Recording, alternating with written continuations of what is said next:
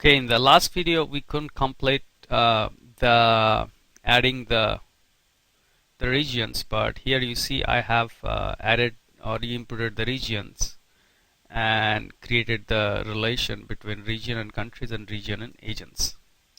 Now let's get started with our drill down reports. So to do that, first let's create something called a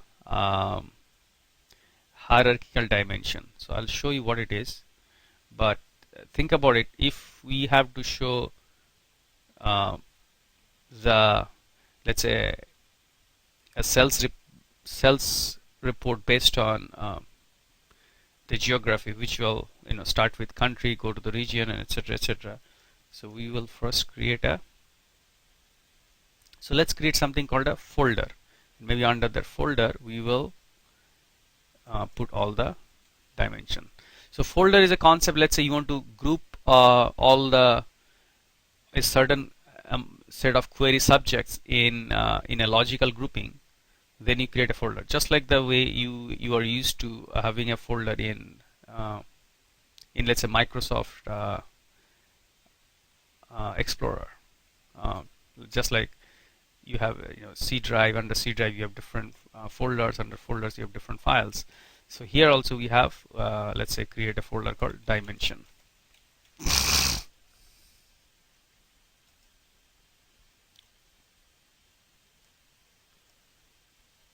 So here we have a dimension folder. I think I haven't created in the right level, so okay, I ended up creating a copy. Well, let's get rid of it. Okay, so under dimension we create a regular dimension.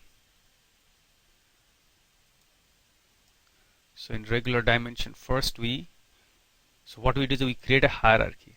So let's call our new hierarchy as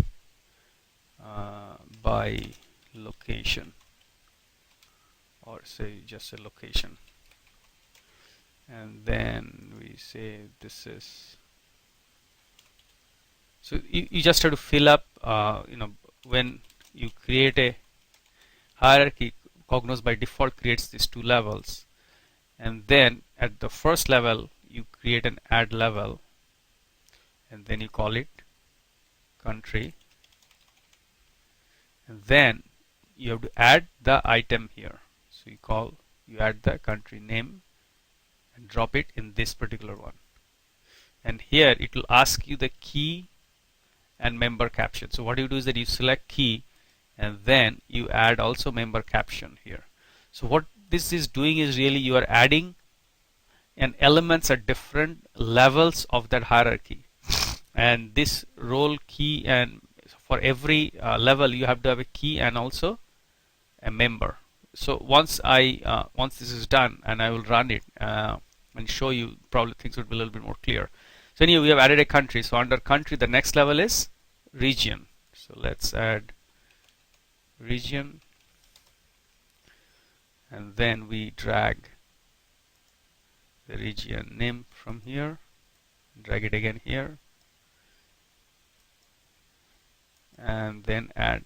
So as long as your each and every region is unique, so because region name is unique, then you can just drag region and then add key and also caption both checked in. If that's not the case, if region name is duplicated, then in that case you may have to drag also the ID and define ID as key, and member caption is checked in only for the region name. Okay, so under region name we will have, since we don't have states or any other next level, so we have sales, or we just say agent. So we have agent, and we drag the agent name here. We can call it business, add check in both because each agent name is unique. So that's pretty much our hierarchy. Now you can test. Let's see if it works. Yep. So you see all locations, and you have USA, see if you because we have defined only two countries, but Canada doesn't have any regions. Now somehow we didn't get the agent name here, so we'll have to investigate that. But looks like most of the levels we got. So now as you see, it has created this dimension and it has called new dimension, so you can call it location dimension. So under locations you have this. It will show you all the country and agents. So now let's figure out why the agent didn't show up. Now one of the reason could be this relation between region and agents. Let's look at it carefully. So here we are saying region ID. See, this is the reason, because we are joining region ID with agent ID, which is not the right thing to do.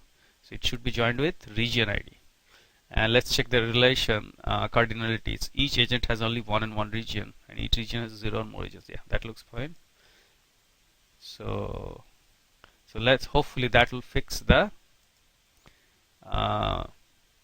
this our hierarchy. So let's test again.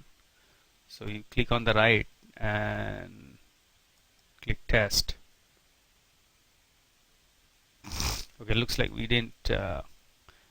So what happened is, I see the test didn't run properly because it just was all location instead of all the rows. It's because we did not click test at the right level. So I think right level is this. So here if you do test, and then it will.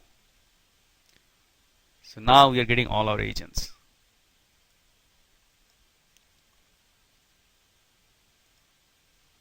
So you can rename this as agent, this as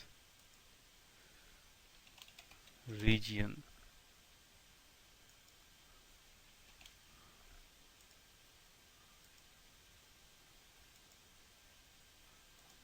let's run the test again to make sure we okay. So it looks good. So now we have this one defined. Now just like that we have defined dimensions, we can define also a measure folder. So this is I'm trying to show you how in real life sometimes what we in some projects what we do is we create some sort of a folders and logically group all the measures. So for example, we have here a measure is basically, you can think it's a fact. So let's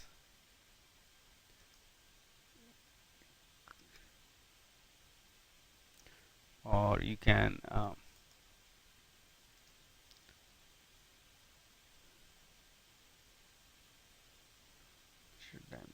you can create a shortcut. Shortcut meaning if you already have the measure defined, then you just add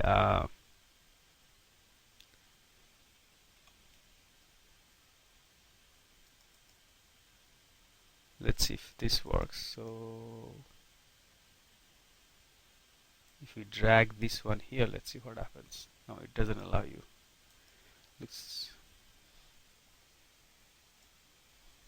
Okay, so here I have defined a measure and I have put cells as cells amount. Sometimes, most of the times we don't define a measures like this. What we do is that sometimes we create another namespace.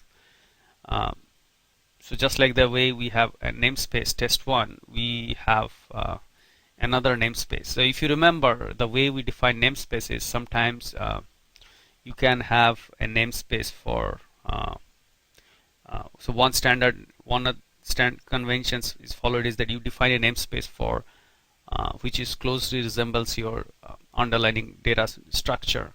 Another which is like a, your data underlying database represent the physical model. But then you define another namespace which represent more your end user, meaning the reports, and there you can define or put columns or put fields which are more end user facing. So just think like that. Maybe in some of the advanced topics we can discuss that. But for the timing, let's since this video there is no more time. So in our next video, what we'll discuss is that we'll use this dimension and show it how to build a drill down report.